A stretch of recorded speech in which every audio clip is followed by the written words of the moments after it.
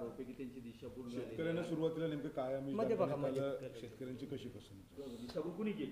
आपण जर बघितलं असेल तर पहिल्यांदा शेतकरी आमदार कैलास पाटील यांच्याकडे गेले. त्यांच्याकडे गेल्याच्या नंतर आम्ही महाराष्ट्रात इतर भूसंपादन रेल्वेचे जे प्रकल्प आहेत त्याचं भूसंपादन कशा पद्धतीनं होतं हे बघितलं आणि तिथं आमच्या असं लक्षात आलं की कैलास पाटलांच्या आणि माझ्या की ते भूसंपादन जे आहे ते डायरेक्ट परचेस म्हणजे थेट खरेदीच्या माध्यमातून केलं आहे.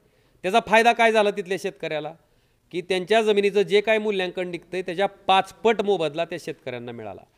साहजिकच आपल्याकडं सुद्धा सोलापूर, तुळजापूर, धाराशिव जो रेल्वे मार्ग होतोय त्यासुद्धा शेतकऱ्यांच्या ज्या जमिनी जाणार आहेत त्या शेतकऱ्यांना सुद्धा 5 पटीनं मोबदला मिळावा ही आमची अपेक्षा होती. तशा पद्धतीची मागणी शेतकऱ्यांची होती.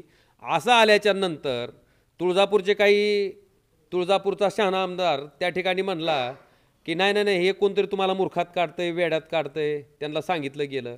त्याच्यानंतर ज्यावेळेस आम्ही जिल्हाधिकाऱ्यांना पत्र दिलं की बाबा हे थेट खरेदीच्या माध्यमातून झालं पाहिजे, शेतकऱ्याचं नुकसान ह्या प्रकल्पाच्या संपादित जमिनीच्या बाबतीत झालं नाही पाहिजे असं सांगितल्याच्या नंतर जिल्हाधिकाऱ्यांनी ज्यावेळेस ह्याच्या बाबतीतलं आमच्या पत्राच्या आधारे प्रपोजल पाठवलं त्यावेळेस त्या मंडळीनं सांगितलं की थेट खरेदीनंच होणार.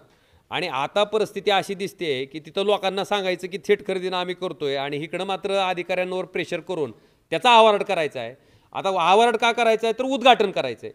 मला वाटतं रेल्वेचं 70% भूसंपादन झाल्याशिवाय कुठल्याही कामाचं टेंडर निघत नाही. पण धाराशिवचं हे जे आपलं रेल्वे मार्ग आहे हे जर टेंडर निघण्याची मला वाटतं इतिहासातली पहिली वेळ असेल की 70% भूसंपादन न होता त्याचं टेंडर काढलं. ही घाई कशासाठी आहे तर निवडणुका येत आहेत, त्या निवडणुकीमध्ये श्रेय त्या ठिकाणी मिळालं पाहिजे ह्या भूमिकेतनं हा सगळा केविलवाणा प्रकार चालू आहे.